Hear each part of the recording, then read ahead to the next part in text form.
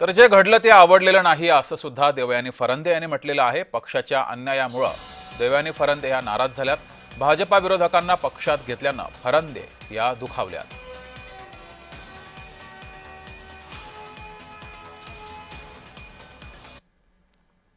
गहिवरून येण्याचं कारण महत्वाचं म्हणजे मी एक अतिशय सामान्य कार्यकर्ती आहे आणि माझ्या डोळ्यासमोर जर कार्यकर्त्यांना बळी दिला जात असेल तर हे काही बरोबर मला वाटलं नाही।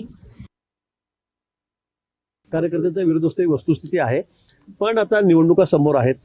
सगळ्या निवडणुकीचं गणित लक्षात घेऊन, सगळं निवडून द्यायचं गणित लक्षात घेऊन अनेक ठिकाणी मी पक्षामध्ये विरोधी पक्षांच्या अनेक प्रमुख पदाधिकाऱ्यांना या ठिकाणी घेतोय।